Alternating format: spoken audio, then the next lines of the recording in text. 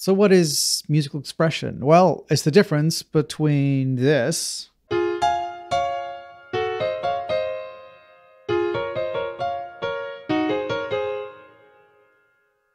and this.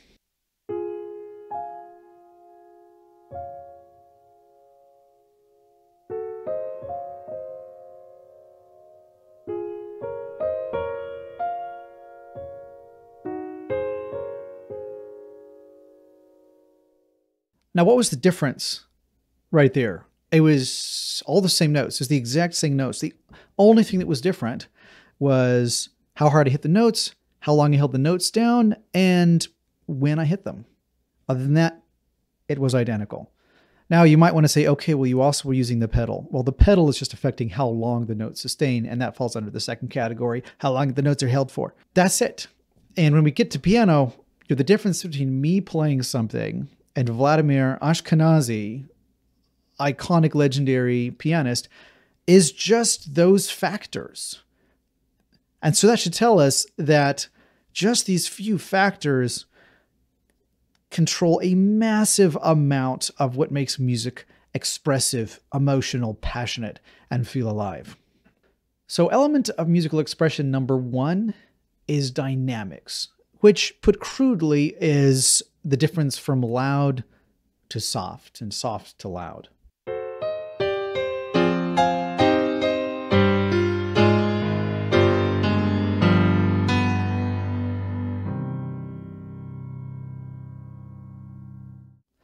Now, the dynamic range of an organic instrument is not just going to be a matter of louder and quieter, but as that instrument plays louder, the actual quality of the sound or the timbre of the sound will change. So like on a piano, when I play harder, the sound is a little bit more metallic and nasal. If you play harder on a violin, if you apply more bow pressure, it's not only going to project more volume, but it's actually going to have a different characteristic of the sound. So dynamics is a combination of changes in volume and timbre. So element 1B, let's say, some people put this in its own category, but I think for the purposes of this course, it makes sense that it comes under the dynamics category, and that is phrasing. And phrasing is basically the musical sentences that you put together. You put all these individual letters and words together into short musical statements. And how we shape these dynamically, our melodies, our musical moments, this is the realm of phrasing. Essentially, it's how dynamics play out over a musical statement. The second element of musical expression is often identified as articulation. So this could be, whether you play short, long, play short, hard. If you're on an instrument like a string instrument or a wood, there's a lot of different kinds of articulation you can bring to play, way more so than on the piano. Now, in this course, I'm not going to get into exactly how articulations are used very extensively. So this is going to be a little bit of a side note for this course, except for the fact that we are going to dig into the difference between short and long notes, percussive strike instruments, and instruments that continuously generate sound. But aside from that, the whole realm of how to use articulations, especially for sampled instruments, that's going to be the subject of a further volume. Now, the third major element of musical expression is the whole realm of tempo and time, and how time is used to stretch things out, speed things up, slow things down, give a little bit of an extra moment or an extra breath.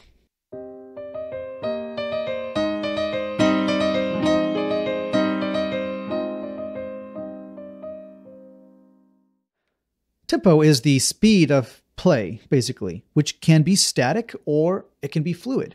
And a bunch of timing terms that would apply here would be things like ritardando, slowing down, accelerando, speeding up, bird's eyes, which are giving extra time, tempo rubato, which is sometimes called stealing time, which is related. And also the whole realm of humanization with virtual instruments is going to fall into this category because, as we all know, when a real instrument plays a part, the timing is not absolutely flawless. there's going to be slight moments that are off the beat. And part of that is just due to human inability to be perfect. And part of that is actually artistic ability and artistic choices. And just the non-negative aspect of being a human, and that not everything is totally perfect, but has character and uniqueness to it. So in this course, we're going to be talking about both how to approach tempo changes, speeding up and slowing down and the like, and also techniques for humanization to make MIDI performances sound a little bit more like they were played by an actual human being with, you know, nice musical abilities.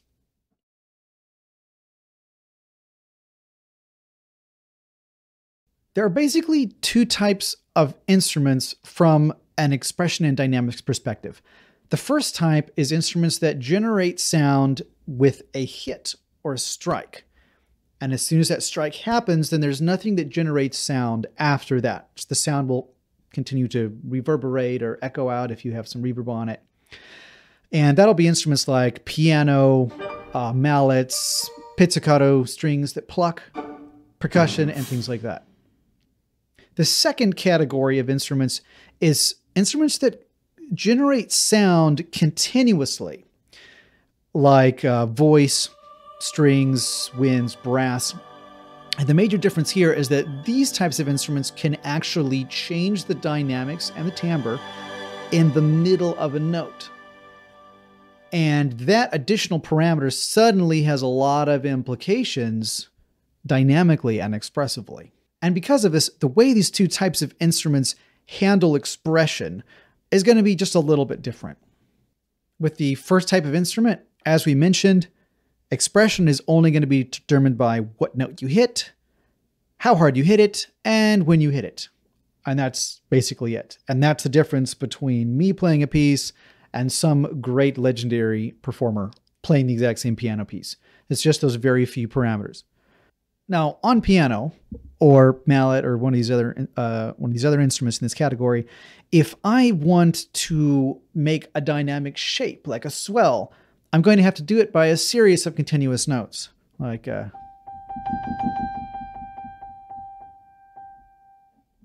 But in the second family of instruments, all of a sudden the dynamic possibilities fly out the window, and you can do lyrical things by changing the dynamics in the middle of the note that you just can't do with the first type of instrument.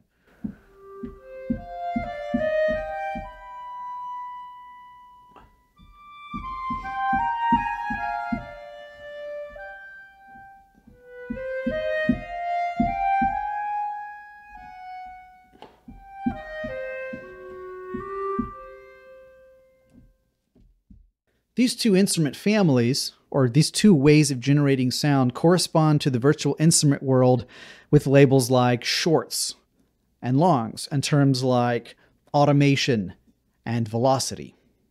So velocity is how hard a note is hit, struck, plucked. And then one of the other major categories is automation. So this allows you, using CC, for example, which are continuous controller codes, you can actually input a whole series of little pieces of information in a stream. And this way you can make swoopy flows, and you can make ramps up and ramps down, and get that pencil tool and draw exactly how you want those shapes to be made. And that can be done with the CC parameters in your DAW, or you can use something like the volume automation in your DAW for that as well. Short articulations are things like spiccato, pizzicato, Bartok pizzicato, most percussion instruments and most keys. And these are typically in a DAW are going to be controlled dynamically by velocity, by how hard you hit the note. And the various layers, dynamic layers that are recorded in, by that instrument developer are generally going to be mapped to how hard you hit the note. So you play the note softly, you get the clarinetist doing a soft staccato. Play it hard, you get that that harsh, bright staccato sound.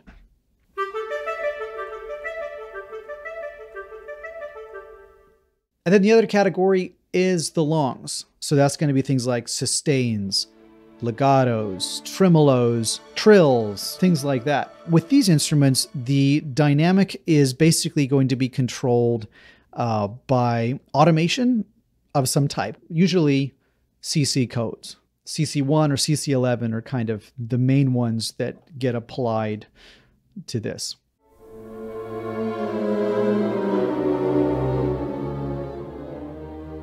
Sometimes a long patch will have an additional function for velocity, like velocity triggers a certain kind of articulation, like a harder attack, or, a faster attack. Maybe it triggers like a portamento type of articulation or some kind of slur.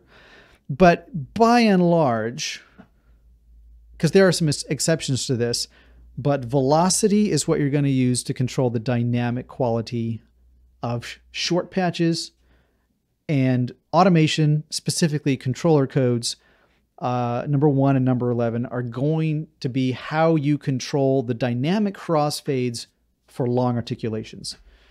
So automation for longs, velocity for shorts. There's some articulations that kind of fall in the middle. There's sometimes like marcatos and portatos and stuff. They're sometimes controlled by one parameter or the other.